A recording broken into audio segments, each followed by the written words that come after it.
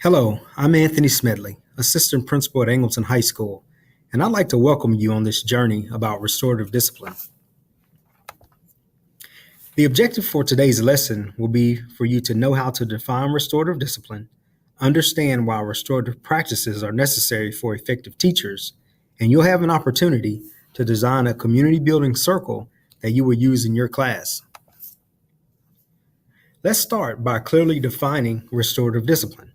Restorative discipline is a philosophy and a set of practices that help us know how to respond to problems as they arise. It also helps us create communities where problems are less likely to arise in the first place and less likely to be repeated when they do happen. You see, in any school environment, many problems will arise. Some of the common problems that you may face as a teacher this school year will be students coming in late, students refusing to participate, students being off task, or even students becoming physically aggressive. So the question is not, will these things happen? The real question is, how will you respond when they do happen? Restorative discipline gives us a nice set of tools to use when these type of problems arise. To clearly define what restorative discipline is, let me describe to you what it is not. It is not a way to let kids off the hook. The initial stages of restorative discipline may seem somewhat uncomfortable if you're used to just writing kids up and kicking them out of your class. You may have to step out of your comfort zone, and once you consistently apply the strategies, you'll see that you'll be able to hold students accountable while maintaining a positive relationship with them. Restorative discipline is not a quick fix to reduce discipline referrals. You see, we deal with so many students with different personalities. There is no silver bullet or panacea to fix all discipline problems in your class. But restorative discipline is a process, something that you'll work at and get better at every single day. And then you'll see a reduction in the off-task behavior that takes place in your class. Restorative discipline is not a weak approach to school discipline, nor is it a way for administrators to avoid giving out consequences. At Angleton High School, we will have in-school suspension, out-of-school suspension, alternative school, and JJAEP. But we must remember that consequences are not the only way to influence student behavior. But we'll use a combination of strategies with restorative discipline to solve problems and keep students from repeating the same misbehavior over and over. Restorative discipline focuses on relationships instead of rules. So if a student violates a rule, such as no running in the hall, restorative discipline views that as a violation of relationships, because when you run, you risk hurting another person and yourself. Restorative discipline also focuses on people instead of policies. This helps us implement restorative discipline with the adults on campus. When adults violate policies, a consequence must follow, but the consequence should focus on repairing relationships and fixing the harm.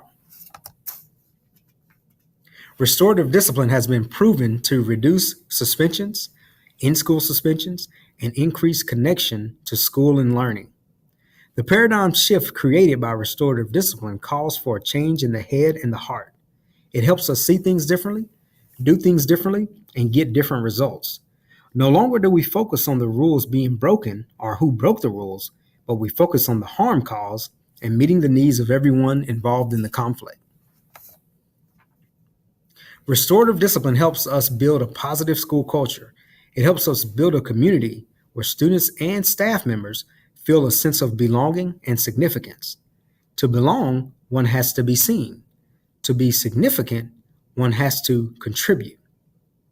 As far back as I can remember, I was a good kid in school. I liked school. I was an extrovert. I raised my hand and I was called on. I felt that I was seen by my teachers and liked by my peers. I felt that I truly belonged and that I was significant.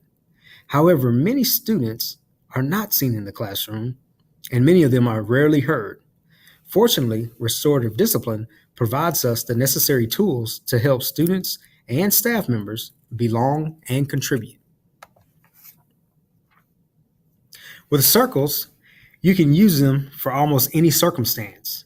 You can review for a test, share personal stories, repair a relationship, come to a consensus, or connect with a parent. While circles are neither a panacea nor a silver bullet, we strongly believe that An integrated circle practice will help develop relationships that foster learning and nurture healthy emotional development for children and adults. In a circle, everyone is equal. Circles allow everyone to have a voice to be heard. Circles are unbroken and they are safe places. Everyone gets to talk and everyone gets to listen. When planning a circle, there are three main types to consider. The first type is a sequential go-around.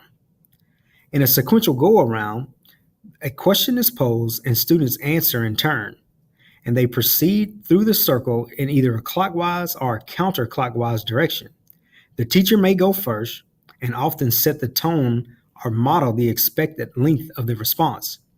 If a student asks to pass, the teacher can gently ask them to participate, allow them to ask a classmate for help, or skip the student and then return to them before the circle is closed.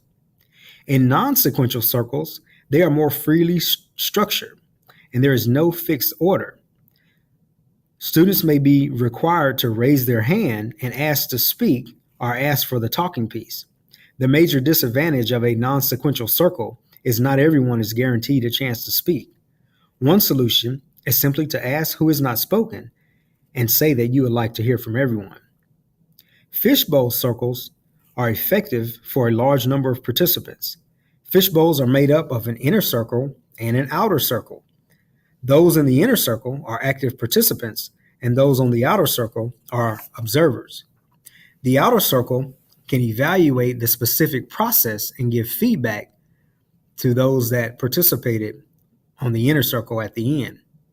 A common variation of the fishbowl circle is to leave one empty chair in the inner circle.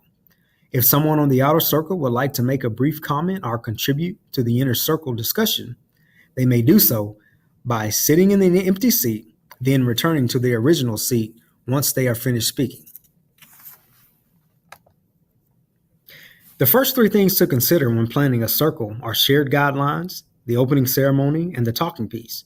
Shared guidelines are the behavioral expectations that the participants in the circle will share. Participants will work out the guidelines together and agree to them, then support each other in sticking to those guidelines. The talking piece. The talking piece is used to regulate the dialogue of the participants. It is passed from person to person, and only the person holding it may speak. The talking piece is a powerful equalizer because it gives every participant an equal opportunity to contribute. The opening ceremony. The opening ceremony clearly marks the beginning of the circle. Openings help mark the circle as a sacred place. They allow everyone to slow down and bring themselves into full presence. Some examples of opening ceremonies can include a short breathing technique, a short inspirational reading, a poem, a quote, or a short story. The three final components to consider when designing your circle are the guiding questions, the checkout procedure, and the closing ceremony. Guiding questions are at the heart of any circle. They are the most important questions that you will ask to generate discussions. You will generate a question for each round. They must be carefully constructed to generate responses that go beyond the surface level. The questions allow students to speak from their own experience, share stories, and focus on feelings and make things better. The checkout procedure. There is no right or wrong way to conduct your checkout procedure. Usually, teachers ask a final question to get everyone to participate. Some questions may include, what is one thing you learned about this discussion? What is one thing that surprised you about today's circle? Or what was your favorite thing about today? Teachers also use this as an opportunity to give students a compliment or allow students to give each other compliments about what they said or did for that day's circle. The closing ceremony. The closing ceremony is a way to effectively end a sacred moment. It's a way to confirm the interconnectedness and convey a sense of hope for the future. It's also a time to praise students for participating. Others use this time for quiet breathing, reflection. Teachers also use a poem or an inspirational story to close the circle. Thank you for participating in this short journey on restorative discipline. Now you may proceed to the Layer C activity in your packet.